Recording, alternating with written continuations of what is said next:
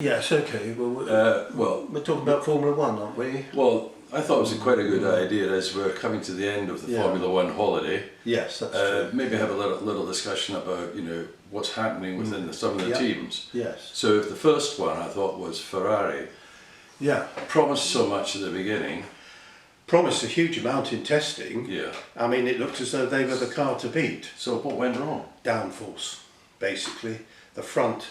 I think what happened is that they've got the speed, probably the fastest engine now, but especially for Vettel, he's finding the front end very, very difficult, and he likes front end stability. But do you think with Vettel that there's a bit more to that, maybe a bit of mental problem? Well, I know a lot. Because he's so inconsistent. Yeah, he made a lot of, I suppose you could say, for a full-time world champion, a lot of schoolboy errors, but I think personally that last year especially he had the weight of the whole team on him. I mean, it was like he was running the team, not just driving for it. True. I think that's partly true. And let's not forget Charles Leclerc. He's now got a driver who's competitive, very, very competitive, and arguably in some cases has definitely been quicker. But I personally don't think that.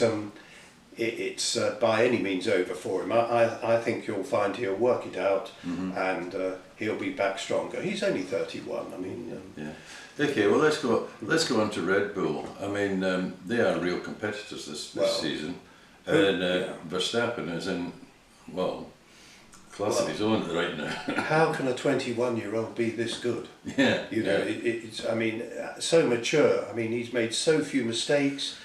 When he has, he's put his hands up.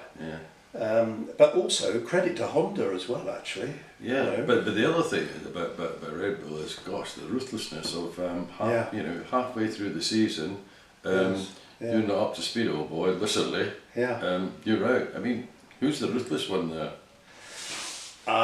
This is a tricky one, but my guess is the man who really makes Christian Horner obviously has a big input. I think Dr. Helmut Marko is the one that makes the final decisions there, together probably with the owner. I really don't know, but my guess is Helmut Marko is the man who looks after, and if he decides enough's enough. I mean, they're 44 points behind Ferrari in the constructors. It's true. I mean, Pierre Gasly, bless him, he just has not performed, and I don't know why, because he's certainly got speed, but he hasn't been good enough. I mean, again, mental maybe. It's all in the head sport. So much of it, isn't it? Yeah. Okay. Well, moving on swiftly to our dear old favourite McLaren. I mean, what's exciting about them is they've got two very, very good drivers. They've got two very good drivers, two very young drivers. Not again. I mean, what age? I think Sainz is 23, isn't he, or 24? Oh, he's a veteran. So, I mean, well, he is a veteran, hasn't he? He's been there for 3 years now. They obviously all gel, and, it's really changed about when finally the bosses, if I may put it like that, of McLaren realised that, they needed the right people. And they blamed Honda a lot, but clearly, we all know it wasn't Honda. It was partly Honda, but the chassis was pretty ropey. Absolutely. Put it, rubbish if you like. But they're coming back. They've got two really great little drivers. They're lying fourth in the championship, and looking each race as if they're going to improve. Well, I think next season you will see another leap. Right. Personally, and as Verstappen himself said, he said, don't just think Charles Leclerc is the only young guy out there. There's Lando Norris, there's George Russell, who else? Or Charles, obviously. There's this Albon, who's now been promoted to Red Bull #1 team. I mean, there are a lot of fantastic, talented young chaps there now. So it looks good for the future, I think. Yeah, but quite depressing for us old guys. Very depressing for us old guys, I know. Thanks for bringing us all down to earth. That's what we like to. I mean, that's what I'm here for. Anyway, quickly, what about Williams? Well, Williams have shown, I think, a little bit of improvement recently. I mean, that wouldn't have been difficult. No, well, that's true. They're still last, but George Russell has, outperformed his teammate every single practice.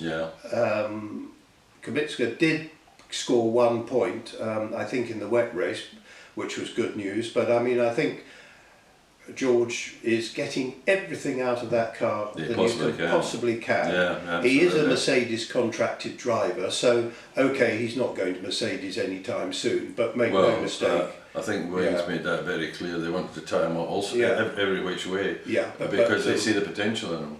Well, they need him to get back up. I think they need a young chap committed for a few seasons. But you know, Formula One, anything can change. I mean, he won the GP2. He beat the others who were there. Yeah. So you know, if he was in a Red Bull, you do ask yourself, what would he be doing, even in his first season of Formula One?